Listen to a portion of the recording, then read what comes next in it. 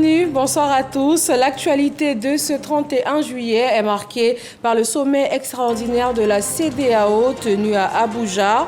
À l'ordre du jour, le coup d'État au Niger. Les chefs d'État présents, dont celui de la Côte d'Ivoire, ont adopté un ton très ferme contre les putschistes. Ils ont appelé au rétablissement de l'ordre constitutionnel.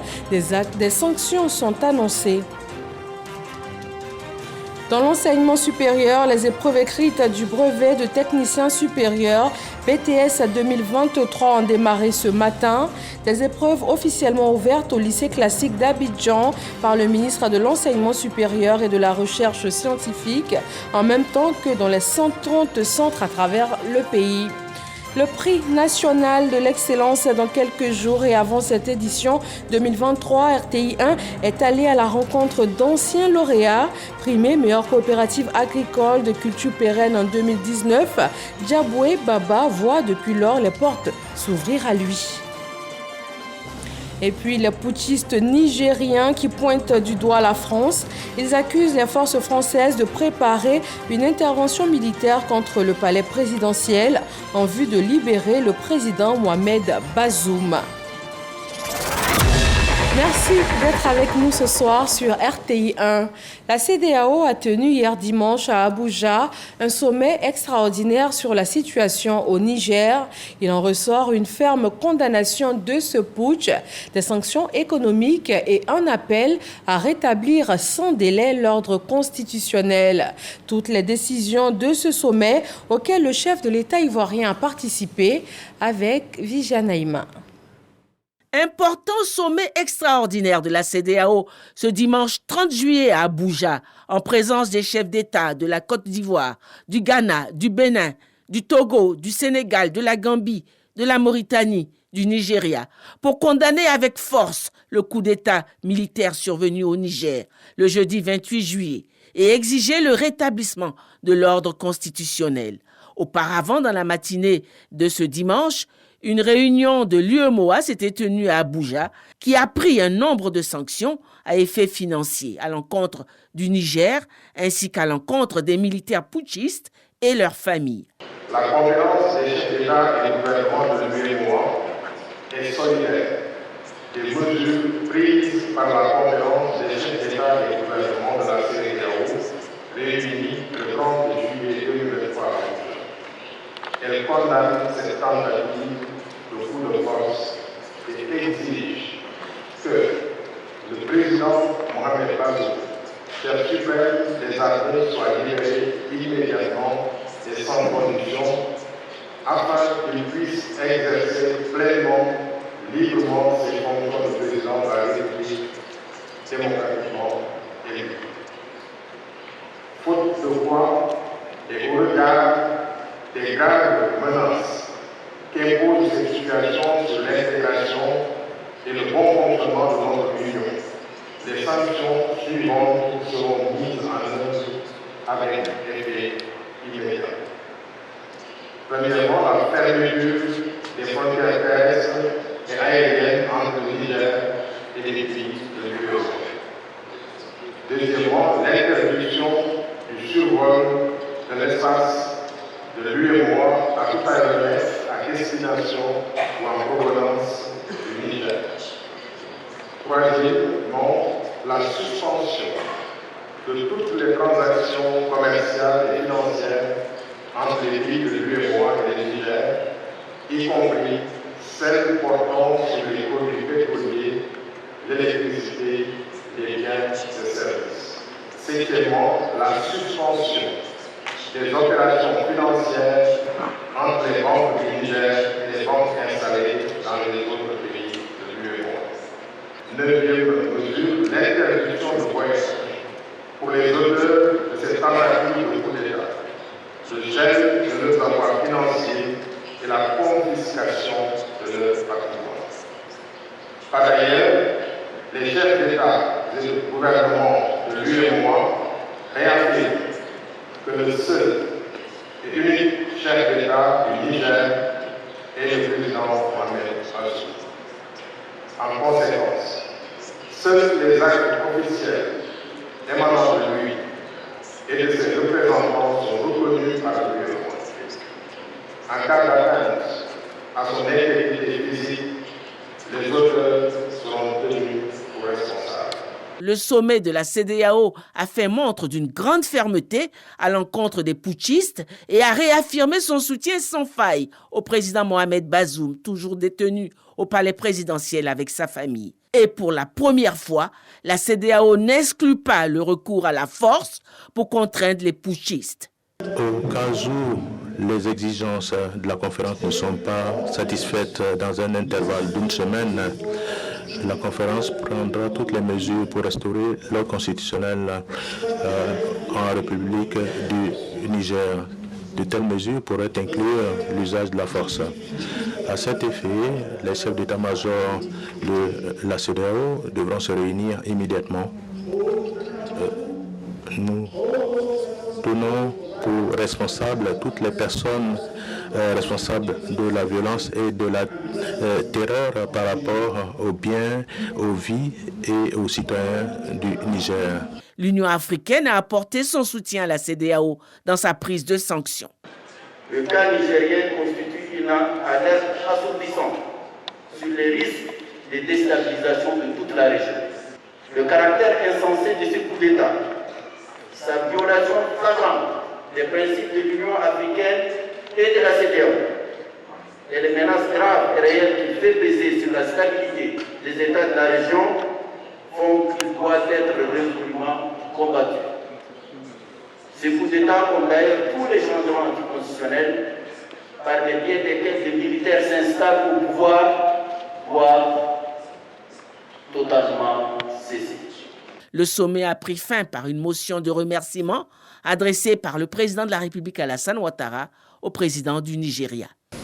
Les membres de la conférence des chefs d'État et de gouvernement de la CEDEAO, réunis à Abuja le dimanche 30 juillet 2023, expriment leur profonde gratitude à son Excellence Bola Ahmed Tinubu, président de la République fédérale du Nigeria, au gouvernement et au peuple du Nigeria pour l'accueil chaleureux et fraternel qui leur a été réservé, ainsi que les excellents moyens mis à leur disposition pour assurer le bon déroulement de leurs travaux.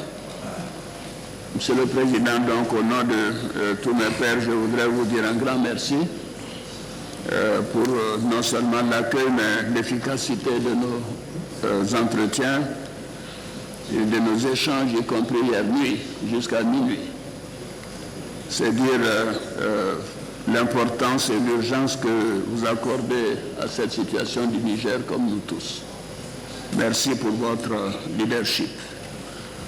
Fait à Abuja le 30 juillet 2023, la conférence. Après sa participation à ce sommet, le président de la République a regagné Abidjan. Le président du Conseil économique, social, environnemental et culturel, Eugène Aka Awele, a reçu ce lundi l'ambassadeur du Qatar en Côte d'Ivoire. Ils ont parlé du renforcement de la coopération économique via notamment leurs institutions respectives. Jean-Marc Djadji. Jaber Jarala Massoud Al-Meri, ambassadeur du Qatar en Côte d'Ivoire, en visite au Conseil économique, social, environnemental et culturel. C'est au cabinet du docteur Eugène Aka Awele, président du CESEC, qu'il est reçu pour des échanges. Le renforcement des relations entre l'ambassade du Qatar et le CESEC, le secteur privé, ont été au centre des discussions. Objectif, booster les échanges économiques entre la Côte d'Ivoire et l'Émirat du Qatar. Il nous a signifié que le Qatar est à la recherche d'opportunités d'investissement. Or, on sait que la Côte d'Ivoire également est partisan de saisir des opportunités et cela concerne particulièrement les domaines qui entrent dans notre compétence, à savoir opportunités économiques, opportunités sociales, opportunités au niveau de l'environnement et de la culture. Depuis l'ouverture de l'ambassade du Qatar à Abidjan, les relations entre la Côte d'Ivoire et le Qatar se sont renforcées avec la signature de plusieurs accords. À ce jour, le gouvernement qatari investit en Côte d'Ivoire dans les domaines du pétrole, du gaz et de l'hôtellerie. Le ministre de la Communication et de l'Économie numérique, Amadou Coulibaly, a reçu son homologue de la République du Congo. L'objectif visé est le renforcement des liens d'amitié entre les deux pays et surtout le partage d'expériences et d'expertise sous-régionales. Générosa Kouadio et Patricia Omoetia. Poignée de main bien appuyée entre Amadou Coulibaly, ministre de la Communication et de l'Économie numérique, et son homologue Ibombo Léon, ministre des Postes, des Télécommunications et de l'Économie numérique de la République du Congo. Une rencontre pour consolider les liens de fraternité et de travail. Au cours de cette audience, les ministres ont partagé leur expérience en matière d'économie numérique et les perspectives afin d'améliorer leurs services pour le bien-être de leurs concitoyens. Ibombo Léon dit être venu à l'école ivoirienne. Nous sommes très heureux de venir ici en Côte d'Ivoire, mais surtout de pouvoir consolider les liens qui existent entre nos deux chefs d'État, entre le président Ouattara et le président Sassou Nguesso. Notre engagement à nous, c'est de faire avancer l'Afrique.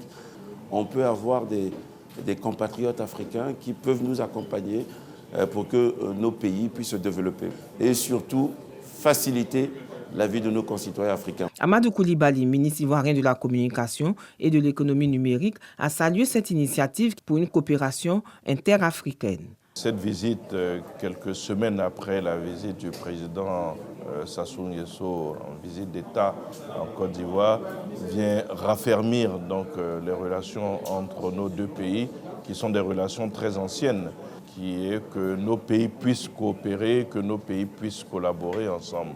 Il est important que sur le continent, nous puissions trouver toutes les compétences qu'il faut pour pouvoir donc faire du partage d'expériences et nous entraider. Cette rencontre fait suite à plusieurs séances de travail menées conjointement avec des experts du ministère des Postes, des Télécommunications et de l'Économie numérique de la République congolaise dans le cadre de la modernisation de l'administration de la République du Congo et de la mise en œuvre du PATN, projet d'accélération de la transformation numérique. Prix national de l'excellence dans moins d'une semaine. Et avant cette édition 2023, RTI 1 est allé à la rencontre d'anciens lauréats, primés meilleure coopérative agricole des cultures pérennes en 2019. Diaboué Baba voit depuis lors les portes du monde qui s'ouvrent à lui. Il partage ses expériences et connaissances sur la noix de cola à l'échelle internationale. Dangui Dangui l'a rencontré, il nous dresse son portrait. Commune d'Anyama, capitale de la noix de cola, Diaboué Baba vient faire une visite de courtoisie à des collaborateurs, tous acteurs de cette filière. C'est en 2014 que Diaboué Baba quitta son emploi de comptable dans une structure pour créer une société coopérative agricole de producteurs et exportateurs de noix de cola. Quelques années plus tard, ses efforts à la tête de cette organisation qui compte de nombreux membres finissent par payer. Sa société coopérative reçoit le prix national de l'excellence 2019 de la meilleure société coopérative agricole de forme civile des cultures pérennes, filière cola. Cette reconnaissance nationale lui ouvre aujourd'hui de nombreuses portes. Aujourd'hui, je suis invité un peu partout dans des salons au niveau international, pour présenter la cola. Et par derrière aussi, je fais aussi des conférences aussi sur la noix de cola. Et en plus de cela, on forme de façon parallèle des étudiants aussi en année d'ingénieur sur la colaculture et sur qu'est-ce qui est composé de la noix de cola. Marié, père de 3 enfants, le président du conseil d'administration de la société coopérative agricole de producteurs et exportateurs de noix de cola, Diaboué Baba et ses collaborateurs sont plus que jamais décidés à aller toujours plus loin sur le chemin de l'excellence avec la noix de cola. Dans l'enseignement supérieur, eux sont décidés à obtenir leur diplôme. 56 214 candidats font face à leur copie dans 130 centres d'examen sur tout le pays pour les épreuves écrites du brevet de technicien supérieur BTS 2023 qui ont démarré ce matin. Grâce Kando.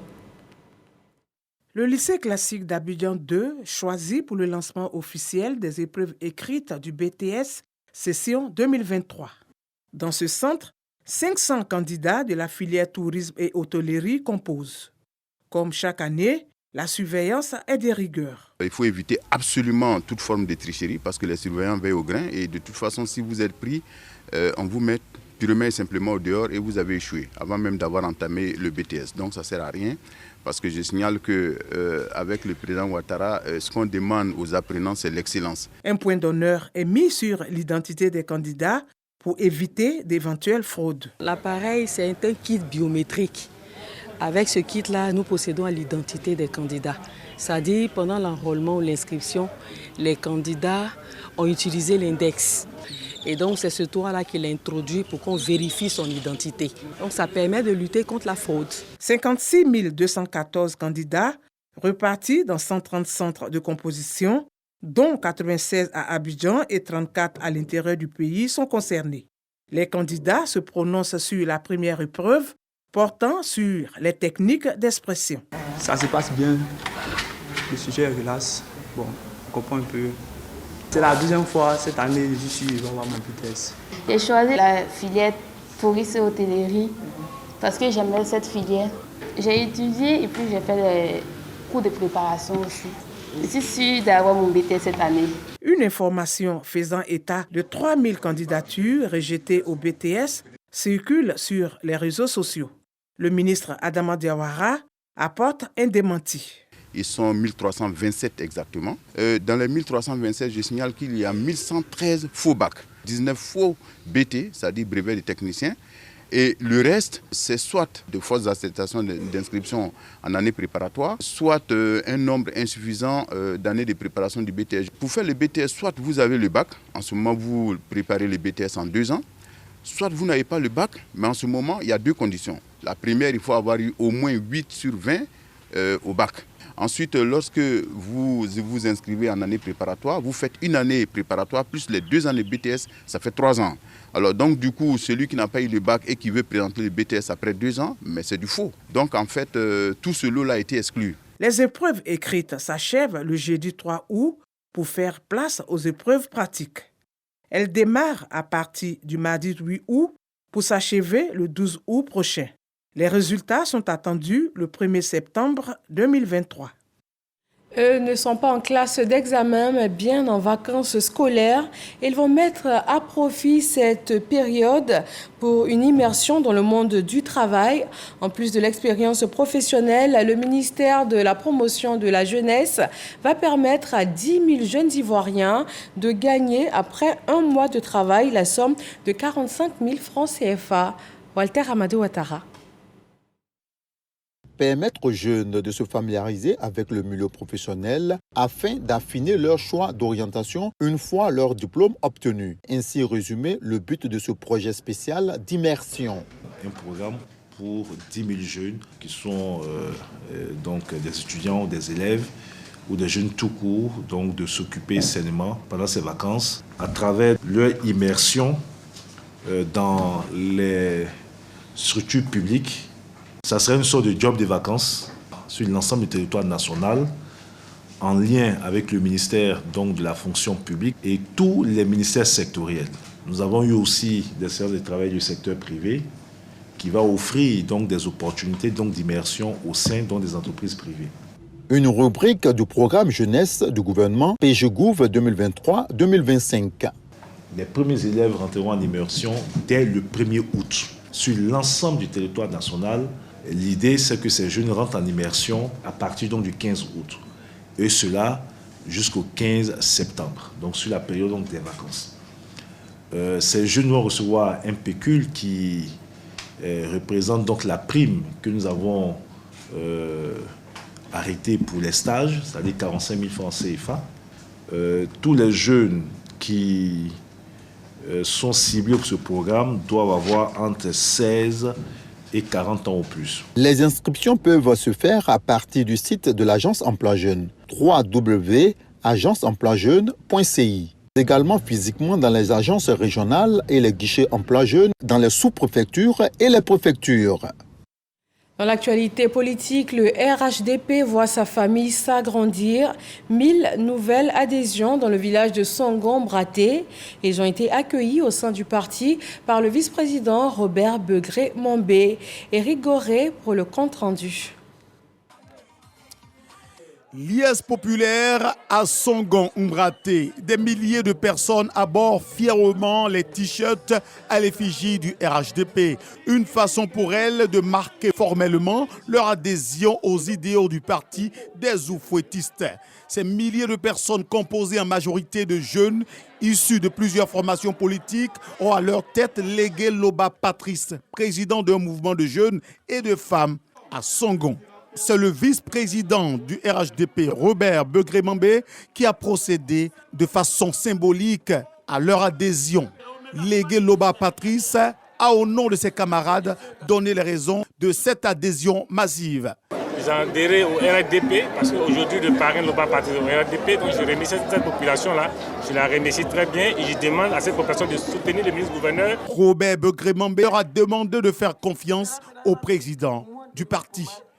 La fraternité entre les Ivoiriens, le respect de la personne humaine, le développement pour les populations, la cohésion nationale et surtout le combat pour le progrès des jeunes et des femmes.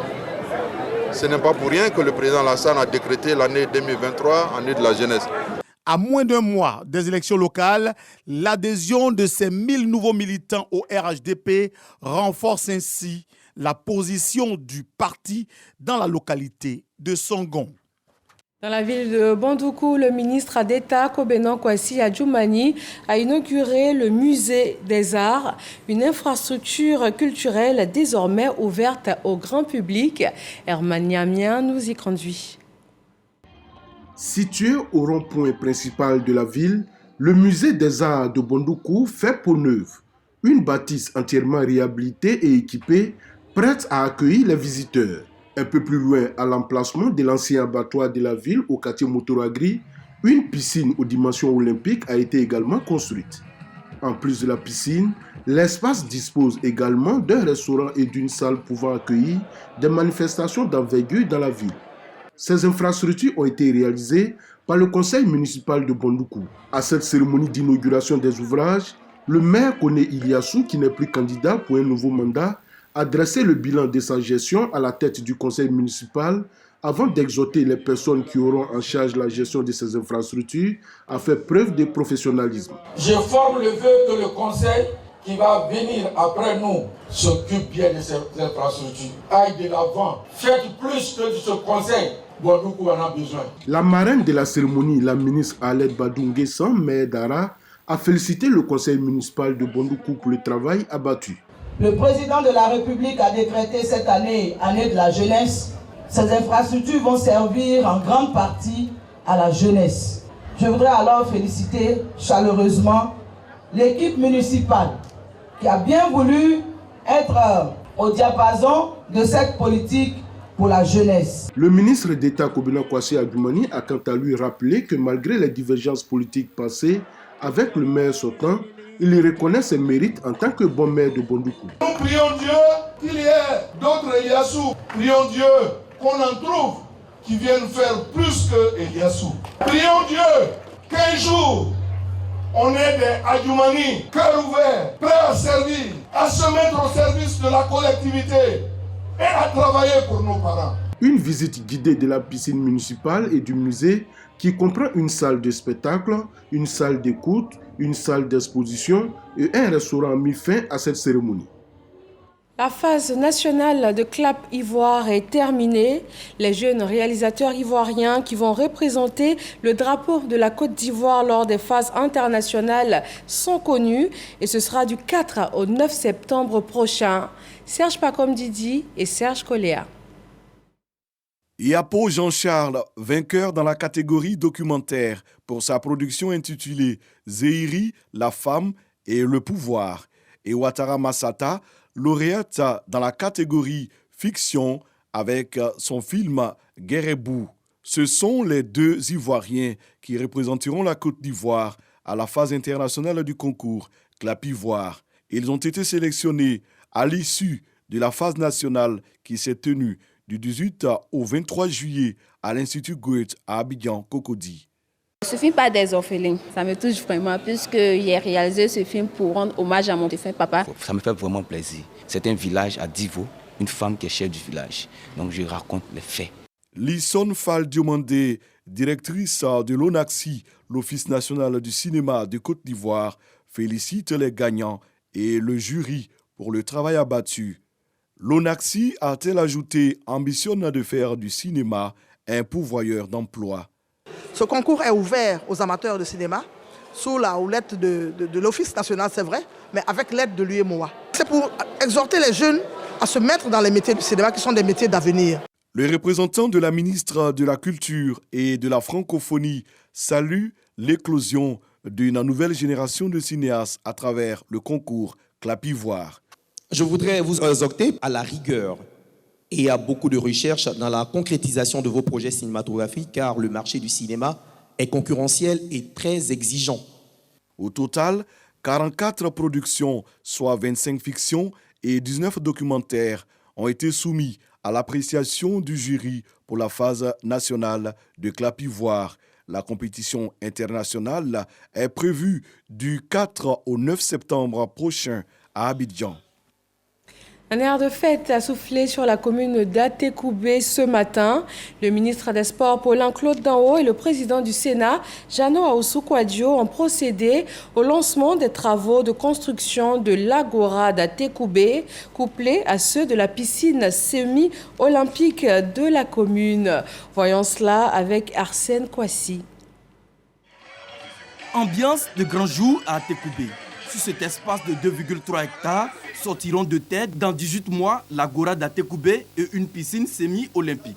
Et c'est le ministre Paulin-Claude Danho, par ailleurs député maire de la commune, et le président du Sénat, Jano Aoussou-Kouadio, qui ont procédé au lancement de la double cérémonie de pose de première pierre en présence de l'ambassadeur de France en Côte d'Ivoire. Atekoubé a encore plus de chance. Il y a non seulement une agora, mais aussi une piscine olympique. On pourra passer de l'un à l'autre. Et vraiment, j'invite la jeunesse d'Atekoubé de profiter au maximum de ce lieu. Heureux sommes-nous, population d'Atekoubé, de bénéficier en ce jour de deux infrastructures dont les coûts cumulés s'élèvent autour de 5 milliards de francs CFA. Mais nous le devons à Alassane Ouattara. Merci au président de la République. Ces infrastructures vont certainement voir naître de nouveaux champions. Des Cheikh Cissé, des Didier Drogba, des Marie-Josée Talou, des Miguel Aouré. L'Agora d'Atekoubé comprendra 3 terrains de basketball dont un couvert, 2 terrains de handball et de maracana, un terrain de football, un bâtiment Agora, un espace de tennis de table, un maquis, une guérite, 2 parkings et une salle de réunion. Ce complexe sportif multifonctionnel vient porter au nombre de 5 les agoras dans le district autonome d'Abidjan et 4 pour les piscines. Autre fait majeur au tableau de cette cérémonie, c'est l'investiture du 3e adjoint au maire, Koulibaly Papa, comme président du comité national de soutien aux éléphants dans la localité d'Atekoubé. Les travaux de construction de l'Agora et la piscine semi-olympique d'Atekoubé démarrent dans 2 mois et seront livrés en avril 2024. La commune de Yopougon, la jeunesse a décidé de lancer des tournois dotés de trophées de la confraternité. Les sous-quartiers Yopougon, Petit Toit Rouge et Yopougon Sable ont initié des tournois de football. Frédéric Oulaï et Léon Bro pour le lancement. Ce coup de pied du ministre Adama Diawara dans le ballon rond lance la 7e édition du tournoi de Maracana des jeunes de Petit Toit Rouge dans la commune de Yopougon.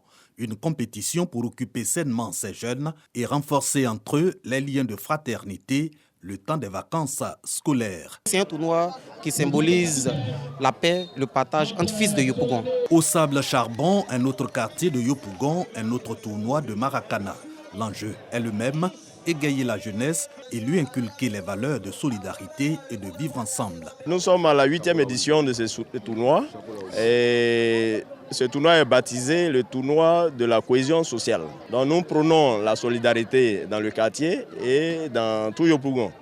Et quand le ministre nous appuie dans nos actions, c'est les mêmes mots que le ministre nous répète et ce sont ces valeurs que nous prônons. Parrain de ces 2 tournois, le ministre de l'Enseignement supérieur et de la Recherche scientifique, Adama Diawara, exhorte la jeunesse au fair play. Ces tournois de football sont des occasions de retrouvailles, d'échanges, de cohésion et de solidarité pour l'ensemble de la jeunesse de la grande commune de Yopougon. J'ai profité de l'occasion d'ailleurs pour appeler l'ensemble de la jeunesse de Yopougon à venir massivement au meeting que j'organise ce samedi 5 août 2023 au complexe sportif Jesse Jackson de Yopougon-Selmer.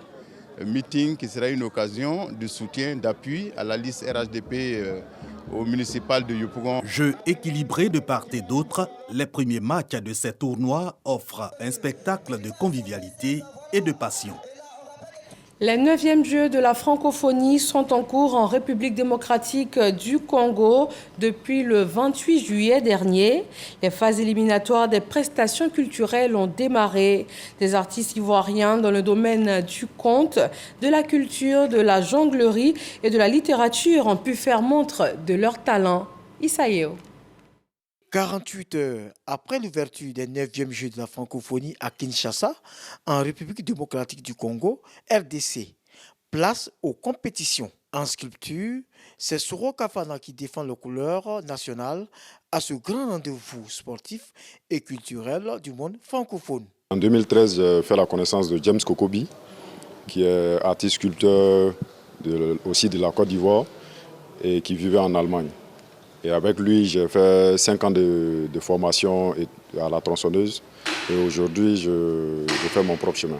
Né d'une famille d'artisans, Soro Kafana, qui a appris auprès des grands sculpteurs ivoiriens, Donkor et James Kokobi, se dit confiant. Il faut dire qu'il y a une œuvre qui a été déjà présentée hier. Il y a eu le vernissage. L'œuvre fait 2,45 m.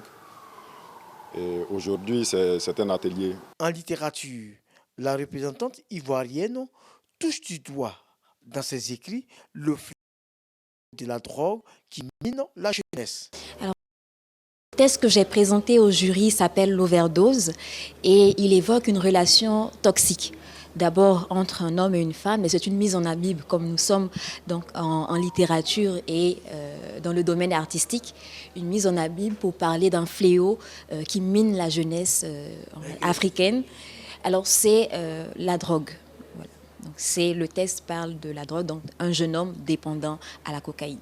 Dans la discipline freestyle ou jonglerie du ballon, l'équipe ivoirienne montre sa dextérité et son savoir-faire. C'est le lieu d'indiquer que les Ivoiriens sont présents dans le domaine du conte, de la chanson, du hip-hop et de la peinture.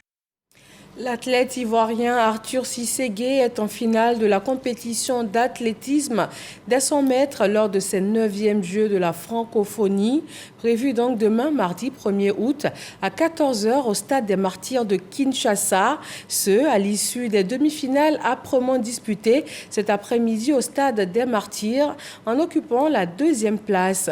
En revanche, Diomandé Ibrahim, qui était également en demi-finale, après les quarts de finale disputés dans la matinée, n'a pu aller au terme de la compétition pour cause de blessures. L'université Félix Houphouët-Boigny de Cocody va abriter la veillée académique du défunt professeur Francis Vanga Vaudier, doyen honoraire de la faculté de droit, décédé le lundi 3 juillet dernier. Jean-Marc Djadji. Silence de maître à l'esplanade de la présidence de l'université Félix Houphouët-Boigny de Cocody. Les enseignants-chercheurs et autres experts de l'UFR des sciences juridiques, administratives et politiques sont en deuil. Ils pleurent et honorent le professeur Francis Vanga Vaudier, le maître, en présence de sa famille biologique. Le savant, l'homme d'État à la kyrielle de diplômes et de distinctions en droit public, en sciences politiques et en philosophie, a contribué pendant des décennies à la promotion des droits de l'homme et de la démocratie en Côte d'Ivoire. Ses pairs s'en souviennent. L'histoire de la vie intellectuelle du professeur Vaudier témoigne en effet d'un cerveau encyclopédique, en quelque sorte, un cerveau consultant ou référent qui embrassait avec une égale étreinte amoureuse toutes choses qu'il enseigna de façon si magistrale. Le professeur Francis Vaudier a eu un parcours inspirant et riche d'expérience. Il a été un personnage multidimensionnel. Sur le plan universitaire, il a marqué ses acteurs et tous ceux qui s'intéressent aux choses de l'esprit d'une manière impressionnante. L'ex-président du Conseil constitutionnel est décédé des suites d'une longue maladie le 3 juillet 2023. Le professeur Francis Vanga Vaudier sera inhumé le samedi 5 août 2023 à Moossou, dans la région du Sud-Comoé. L'actu en bref nous conduit ce soir en Australie, au Niger et au Sénégal, où le gouvernement a annoncé la dissolution du PASTEF, le parti de l'opposant Ousmane Sonko. Angela Diallo et Sidonie Davila. Le gouvernement sénégalais annonce ce lundi la dissolution du parti de l'opposant Ousmane Sonko, moins de 2 heures après son inculpation et son placement en détention pour appel à l'insurrection et complot contre l'État. L'opposant sénégalais Ousmane Sonko a été arrêté depuis le vendredi dernier. Il entame depuis ce lundi une grève de la faim. La junte au Niger a accusé la France de vouloir intervenir militairement au lendemain d'un sommet de la CEDEAO. Les pays de l'Afrique de l'Ouest ont fixé ce dimanche un ultimatum d'1 semaine à la junte pour un retour complet à l'ordre constitutionnel. Le Nigeria s'est qualifié pour les 8e de finale de la Coupe du monde féminine. Après son match nul ce lundi à Brisbane, le Nigeria avait déjà atteint la phase finale lors de l'édition 2019 en France. Autre pays qualifié pour les 8e, l'Australie, après sa victoire face au Canada. Tout de suite, après ce journal, Delphine Blas nous propose dans votre magazine La Côte d'Ivoire en marche, les différentes étapes de construction du pont à Auban dans la commune de Cocody. Restez donc avec nous sur RTI 1 et passez une très bonne fin de soirée.